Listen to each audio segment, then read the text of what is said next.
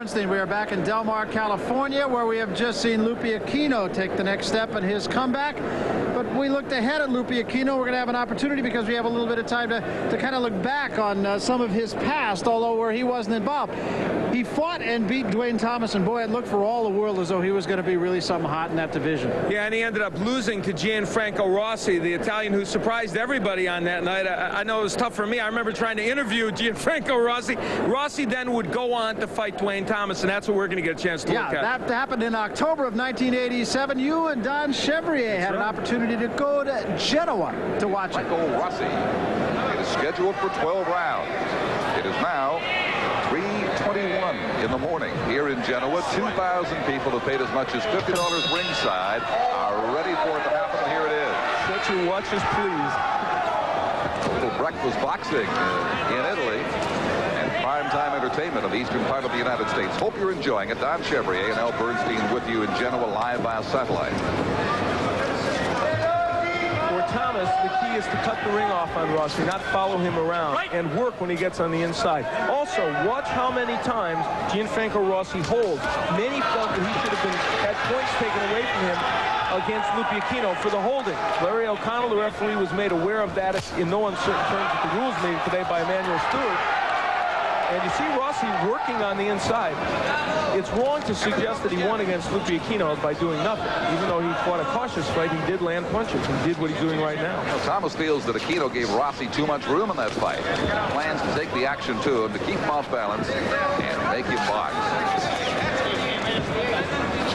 But when you're in against an awkward fighter, all your planning goes out the window in a hurry if he does prove too much of an awkward contender. He gets the rise out of the crowd as he pursues this man across the ring, but no damage done. Gianfranco Rosi is in some ways a fighter's worst nightmare because he's so hard to hit. He really is. We can sense that already. And, you know, Thomas is starting out doing just what Lupe Aquino did, throwing the wide punches that Rosi's able to slip inside of. Rosi nails him with the right hand. I'll tell you what, if Rossi's able to knock out Duane Thomas, this place will go berserk. Oh, I'll say. Because nobody expects that. It's a good luck jab, though, thrown by Thomas. He gets back to his fight plan now. The crowd is already into his bout. Thomas has knocked out John the Beast Mugabe. He has also taken care of Sandro Calambe, who holds one of the middleweight championships now, the 10-round decision back in 1985. So he's certainly fought some quality fighting. And is here as a worthy challenger indeed, trying to regain this title. And ironically, Rosi, good left hook downstairs by Thomas. He wants to go to the body. Ironically, Thomas, his only named fighter before he fought Aquino was a 3-round knockout loss to Lloyd Hunnigan. But well before Hunnigan won the welterweight title and at a time when Hunnigan wasn't considered a great fighter. You can throw all that away. Rossi's the champ. He earned it, and he's fighting very well early against Thomas. Thomas's career dates back to 1979. He's just 26 and turned pro in April of '79. And here he has kept the holding, which is the trademark of Rosi, to a minimum in this first round.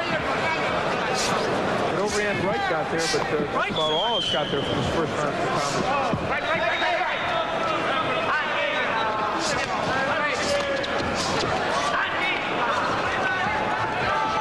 Fairly even first round as they feel the way around this ring here in Genoa.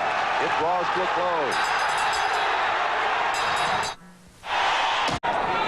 Rosi comes out jabbing with the left hand to begin the second round. Some confusion there at the end of the first as the referee did not hear the bell.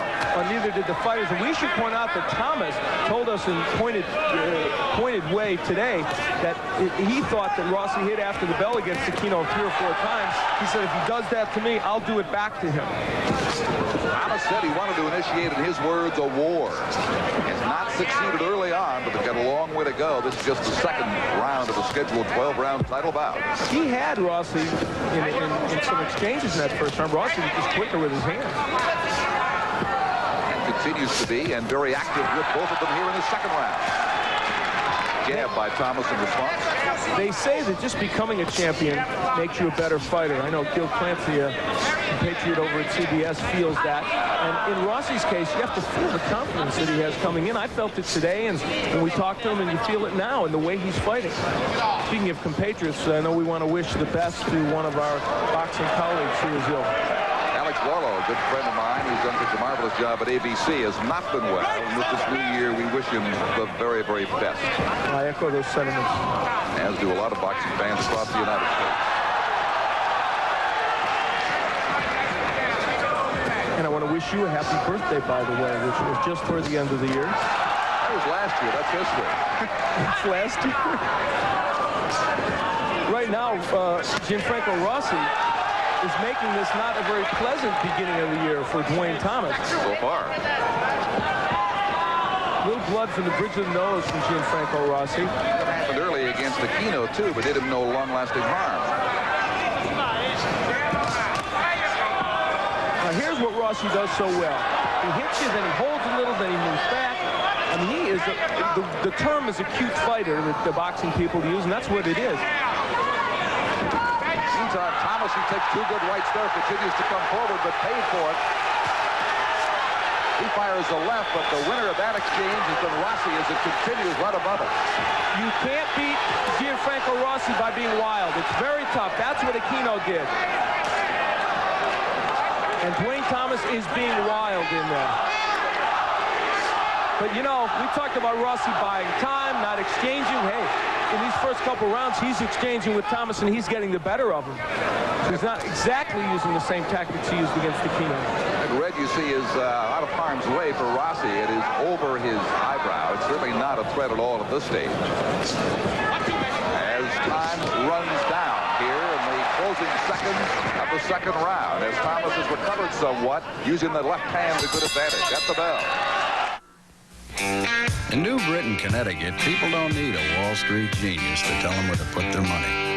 After all, New Britain's... Well, Lupe Aquino was a winner tonight, and now he's looking ahead. We're looking back on a title that once was his. 1987, Gianfranco Rosi and Duane Thomas in Genoa, round 4. This is the fourth round of a scheduled 12-rounder for the WBC Super Welterweight Championship. In the red trunks, to the left of your screen now, the champion, Gianfranco Rosi of Italy, and the challenger, Duane Thomas, who's had a tough time catching this man and turning the fight to his advantage in the first 3 rounds. The tendency to want to underestimate Gianfranco Rosi is irresistible. And I don't know but that Thomas, just like Aquino, hasn't done that to an extent. I really think he thought he was going to walk in there, pressure him, land some bombs, and get him out of there. He hit him behind the head there. And the crowd reacting here, the referee costing him for turning his head around and getting in that position. So the brawling intensifies in this fourth round, as Thomas told it would do because of this contrasting styles. But for now, it is Rossi's fight out. You agree? Oh, I've got Rosi winning every round. I've got him ahead winning all 3 of the first rounds. This round, Thomas is doing better because he's been able to club away on the inside.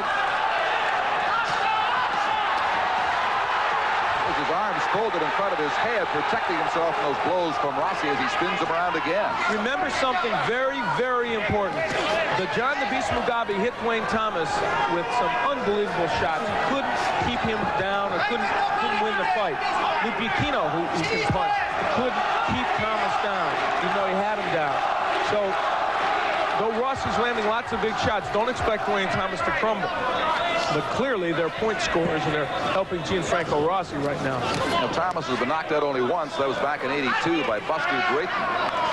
So he can take a punch, and has shown that throughout his career. Buster, a former junior middleweight champion, and also a man with a very big punch. Now, Rosi is not a man with a big knockout record. Just 13 KOs of his 42 victories coming in here. And he's not fought the name opponents that certainly Duane Thomas has. He did fight Lloyd Hennigan back in '85, lost the European welterweight title to him, got knocked out by Hennigan in the 3rd round, the only knockout he has suffered.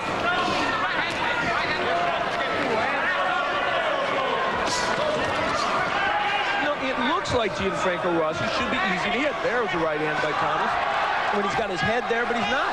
Or at least these guys can't do it. He can move his upper body out of the way very quickly. Very agile in that area as well. And decent footwork as he fires that good right uppercut through that scores to the chin of Duane Thomas. Duane Thomas is looking for the big left hook or the big right hand that will turn things around. There's a low blow.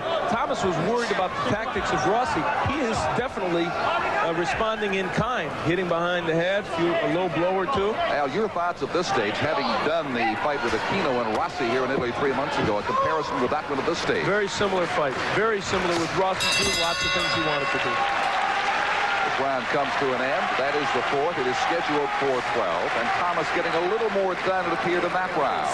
He's taking the slow and steady route here, having, we think, lost the first three. Let's go to his corner now and see what they're talking about. You got to get out of ground with him now, this round here. Hold your head back. Hold your head back. There it is. I got it. Keep that towel in his eye so it don't go in his eye. Duane, you got to use the right hand, short right hand, and don't forget that body when you get inside. You get in the shell, you got to hurt that body. The guy is tired, Duane. He's tired, I'm telling you. Vaseline on there. Okay. Right here, right here. Hold on, hold it back. All right, all right. Well, Duane Thomas getting nailed with some shots by Rosi. Now, some are blocked, and he gets in with a couple of shots. And there's a good right hand, and as I indicated, Duane Thomas has got a very good chin, and Rosi not a big puncher, but all that scored points. You heard Rossi's corner, or Thomas's corner, tell Duane that the guy is getting tired. I don't see what they're basing that on. Well, and if they watched the Aquino tapes, which I know they did, Rosi was able to fight at this pace pretty much the whole time. That's what we wondered about when we were watching that bout. Interestingly, who was at my side doing commentary? Donald Curry. Exactly. And you know he's in this arena somewhere, though I don't see him physically taking a look at this bout. A very happy frame of mind, having decisively beaten Louis Aquino. That right hand stunned Duane Thomas. He might be in a little bit of trouble right here. Farah Muhammad said they were rooting for the American in Duane Thomas.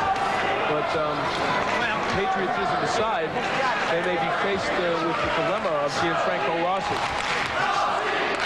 And with the prospect of having to face him here in Europe again, if he does retain his championship tonight. If Thomas were to win, the bout with Curry would be in the United States. Now, Rosi suddenly drops down. It is not a knockdown, simply a slip as indicated by Larry O'Connell, referee. He was pushed down by Thomas. So far, Duane Thomas is winning the battle of the semi-illegal tactics. And however, it's not doing him much good on my scorecard. I've got Rosi pitching a shutout, winning all four of the first round. Rosi pitching and Thomas doing a lot of catching. We're catching a little blood at ringside here. Doesn't go with our pasta. No. Can't quite tell where it's coming from. It's not a bad shot on the part of either fighter that I can spot. Now see, look how Rosi makes him pay when he misses. When you miss against Gianfranco Rosi, you pay for it. Good jab there. Great hard jab to the face of his opponent. And clubs him with the overhand right. Tonight is obviously a night for the boxers. It was for Curry, and so far it is for Rosi. And they are banking in Thomas's corner on the fact that Rosi is going to wear out, and if Thomas will be able to land the big shot. Duane is very strong. There's a good right by Thomas. He has survived and taken the best that Rosi has given him, and Rosi has hit him with some pretty good shots here in this round alone as he digs for the body. Now, that's something Thomas hasn't done, despite his corner's urging. He has not gone very much, although he does there with the left, to the body of Gianfranco Rosi. Right now, Rosi, to me, does look like he's glowing a little bit, but he's had a heck of a fifth round. Yeah, for a guy who's looking that tired now, he has had a big round. Maybe that's why. The closing seconds of this round.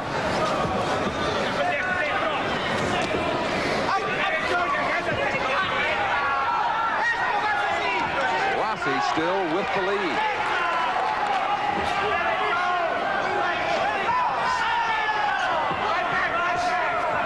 And we'll be back to Genoa after this.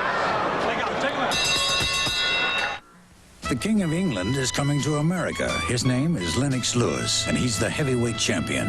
Riddick Bowe met the King and was quickly dispatched. Razor Reddick's departure was equally abrupt. On May 8th, the King will grant an audience to Tony Tucker, the #1 contender. Tucker has little respect for royalty. God may save the Queen, but nobody's going to save Lennox Lewis. Lewis versus Tucker, heavyweight championship, Saturday, May 8th, live on pay-per-view. Call your cable company. When it's this hot, Don't take chances. Only Armor All Protectant guarantees your new car's dash from cracking. There is a fountain of youth, and we guarantee it. Armor All. Cleared up to Murphy, 2-on-1. The NHL is playing for keeps. Watch the Stanley Cup playoffs on ESPN with a hot, delicious Domino's pizza. And oh yeah, get a comfortable seat. The Stanley Cup playoffs continue in a living room near you on ESPN. My feet are so sweaty and smelly. Here's why. Your feet have more sweat glands than any other part of your body. They need super drying Odor Eaters foot powder. Look, you'd need 25 cans of talc to match the drying strength of just one Odor Eaters powder. It can absorb 25 times more wetness. Wow, it even keeps my feet dry. And no more smell. Odor Eaters foot powder from the makers of... Every second on the stool. May not have heard the bell. Finally gets to his feet. Now comes out for the 6th round as they approach the halfway mark of this bout. We talked earlier about the clutching and grabbing of Rosi. I'll tell you, it has not been that evident. He's done it when he had to. But by and large, he's been a busy fighter. Much less, I would imagine, you would think, than the Aquino fight. Oh, a lot less. In that fight, it was on the brink, I think, of potentially meriting a point deduction.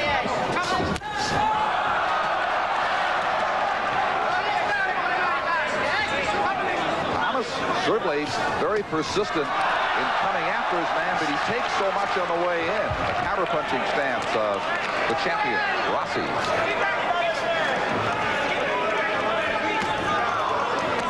This is where we thought the bout would be most of the way inside. Let's check the scoring now as a good exchange comes from Rosi. Well, this kind of punching is what I think gives Rosi a big edge. And he is wailing away against Thomas, and I've got him way ahead in this fight, and I'll tell you, he is getting respect from Thomas with that punching. Not a knockout puncher, but you get hit 7 times in a row by anybody, and you're going to feel it, except if you're getting hit by Curtis Parker. Who's the guy that Parker hit about 85 times with right hands when I wasn't with you guys? Well, I'm trying to recall, but it was an outstanding lesson on how a guy can take a punch and survive. Duane Thomas is feeling these shots. Going to the body is Rosi. And he delivers everything in an odd fashion. Oh, now there's hitting on the break by Rosi, but that's kind of tit for tat. He's had some tactics used on him by Thomas. Well, what he is doing is he's throwing very well with both hands, and when he forces Thomas into a counter-punching mode, he's often very wild with them. They are aimless and harmless. Well, Duane Thomas gets hit with the left hook. He's just not delivering his punches well, and now he's getting labeled. He wanted a war. He's got one. Yeah. He's on the losing end of it with a minute to go or less in the round. You better believe it. Good right hand by Rosi. It's the shorter punches are getting there for Rosi.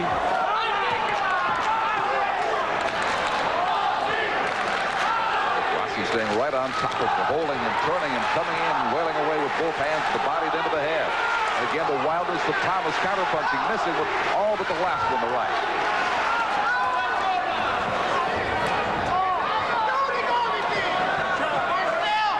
In terms of volume of punches landed, as you see, he catches it coming in again. Tremendous advantage for Rosi. 3 and 4 to 1.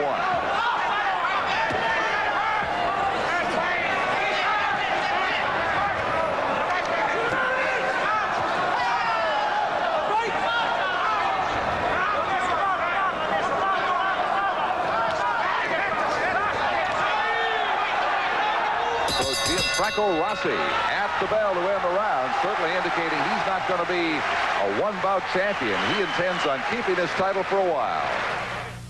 A man who's getting caught by the flurry of the punches of Rosi with both hands with such rapidity and regularity. That's what Emmanuel Stewart and company in the corner have got to contend with in getting their man, Duane Thomas, turned around if they can. Well, Rosi is not exactly timid. He is going in there with Duane Thomas. You see him land the good right hand, the uppercut. He is just going after Thomas. You wonder, I guess I'm looking at Gianfranco Rosi and I'm saying, well, how many times does he have to do this for people to feel like he's a legitimate champion? I don't think anymore. I think he's proven that. I think the people here have been believers. Yes. Many of us, the American side, not too sure about whether he was really a valid champion, but he's sure showing us tonight. He's not a classic, even though he's got lots of boxing skills. He's not a classic boxer. He was kind of awkward, as you said, but he gets the job done. And he has faced two big punchers who are tough men, and Aquino and Tom. Oh, he hurt Tom. Oh, he's got him in big trouble now. He is down to the ropes. It could be all over. Rosi, as Thomas is hung up on the ropes, literally needs some assistance there. This one is finished. Rosi has taken him out in dramatic, lightning-quick fashion here to retain his WBC championship right here in Italy. Well, that was back in October of 1987, and Gianfranco Rosi is still a hero in Italy and still a champion. And I'll tell you a little postscript. You see the guy that tried to run in there that the referee was pushing away? That was a restaurateur named Zaffarini who was providing pasta at ringside. That fight was at 3 in the morning. He was coming in to stop the fight. He felt bad for Duane Thomas. Or fatten him up, one of the two. Yeah, really. Let's talk about what we saw here tonight, and that was Lupe Aquino take what he hopes is the next step toward getting that same title back. Yeah, Lupe Aquino looked, I thought, pretty good tonight. Even he admitted he should have thrown a few more punches in those middle rounds when he coasted a little bit. But what he showed us, Barry, I think, was that he still has the skills, and if he can get himself back down into good shape with a renewed work ethic, he can get back in the championship picture. And finally, a nice win tonight for Brandon Crowley, a youngster who beat a tough guy. Yeah, and he beat maybe a damaged guy in Buck Smith with the right hand, but let's not take anything away from Brandon Crowley. This 21-year-old performed very well in winning. And that's a wrap for us for tonight from here in Del Mar, California. For Al Bernstein, I'm Barry Tompkins. See you a week from Thursday. Top Rank Boxing was brought to you tonight by Budweiser. Fresh, pure, natural. Proud to be your bud.